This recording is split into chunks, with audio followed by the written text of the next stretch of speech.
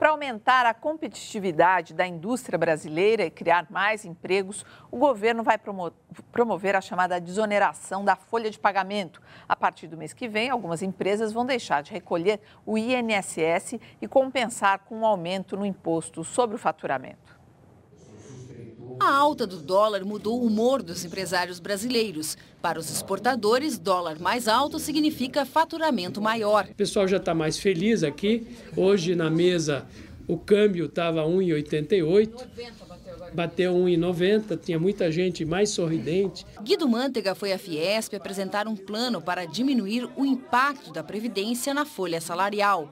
A partir do mês que vem, indústrias de calçados, confecções móveis e programas para computadores deixam de recolher o INSS que cabe ao empregador, o percentual de 20% sobre os salários. Em troca, repassariam para o governo entre 1,5% e 2,5% do faturamento. Sinaliza para toda a economia que esses 4 setores são privilegiados e os outros setores não são, o que pode, no longo prazo, fazer com que haja uma sobreprodução nesses 4 setores.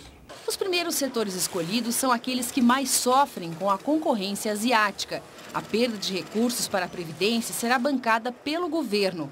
As centrais sindicais pedem contrapartidas. Tem que ter X de emprego gerado, tem que ter X de contratação, tem que ser X de investimento em produtos nacionais. Isso não tem.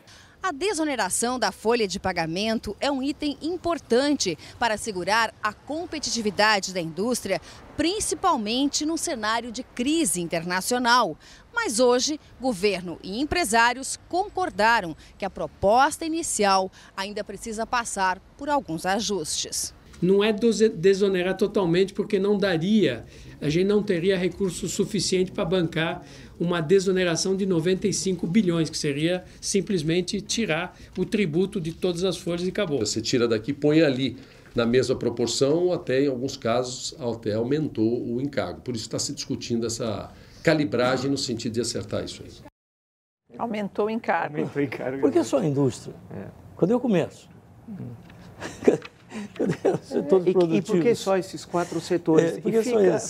Fica uma coisa problemática, porque você não tem uma política industrial de médio e longo prazo, né? Então, você, em certo momento, você fala, não, vamos cortar o tributo aqui, mas aumente sobre o faturamento, né?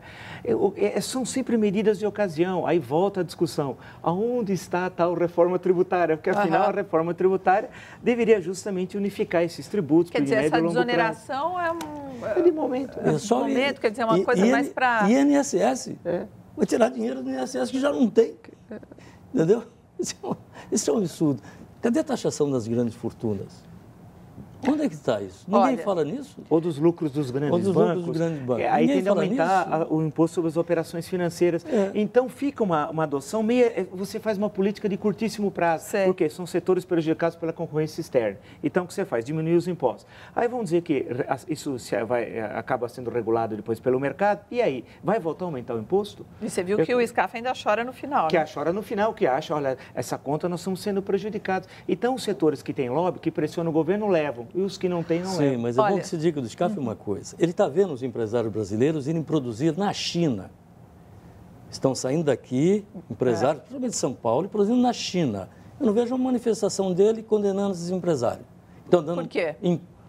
Porque ele precisa do voto deles para se reeleger, não é? Inclusive porque o SCAF não é empresário. Não é? Nós temos uma federação de indústria que o presidente não é empresário.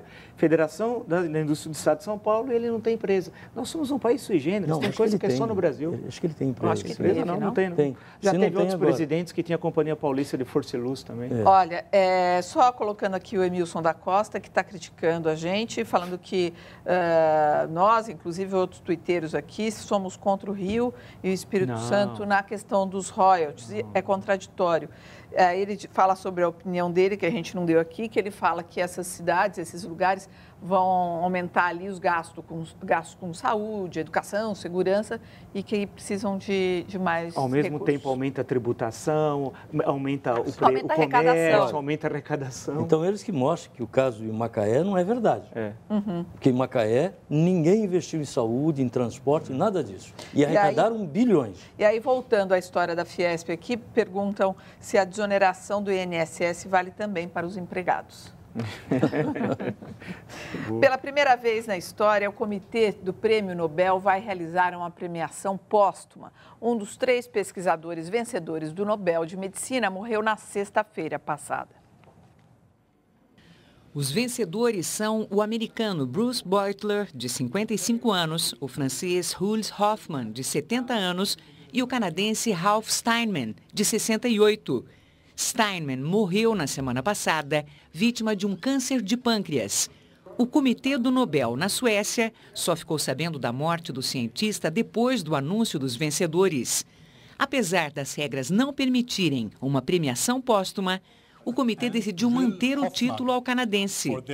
O trio revolucionou os conhecimentos sobre o sistema imunológico, abrindo caminhos na luta contra o câncer e outras doenças inflamatórias.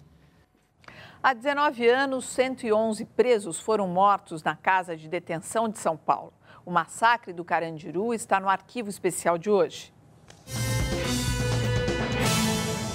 No dia 2 de outubro de 1992, uma briga entre presos no pavilhão 9 foi o estopim de uma revolta geral na casa de detenção.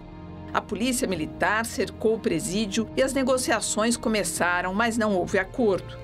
O coronel da Polícia Militar, Ubiratã Guimarães, acionou a Rota e o GAT, Grupo de Ações Táticas Especiais.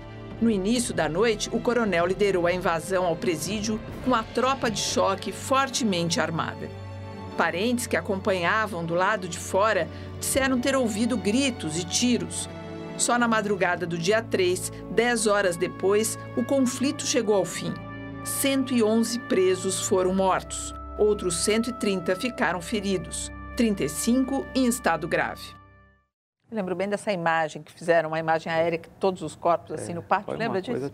E as responsabilidades foram apuradas do secretário de Segurança, do governador do estado? Foi a maior barbárie que se cometeu nos últimos tempos no estado de São Paulo. Assassinatos a sangue frio, presos, desarmados, dentro das celas, que eram abertas e eram executados metralhador. Tudo isso por quê? Porque esse coronel, quando da invasão, aparentemente teria sofrido um acidente e circulou que teriam sido assassinados. Isso. E aí a tropa foi fazer a vingança da morte, suposta morte, o coronel que foi assassinado. O coronel Ubiratã, que depois foi assassinado. E o secretário da Segurança se omitiu, o governador do estado. Vamos dar os nomes. Era o governador Fleury, né? O secretário da Segurança era o Pedro Paulo, não me lembro lá o sobrenome dele, mas era, que era o secretário de Segurança, e ficou elas por elas. Quer dizer, o São Paulo silenciou, né? E isso foi um crime gravíssimo cometido. Aí resolveram o problema de que forma? Acabando com o Carandiru. E ninguém, efetivamente, conseguiu enfrentar, colocar o dedo, que foi uma coisa gravíssima esse assassinato. Né? A seguir, governo pode mudar a lei da Copa para atender pedidos da FIFA. E mais, Prefeitura de São Paulo entra com recurso para fechar Shopping Center Norte.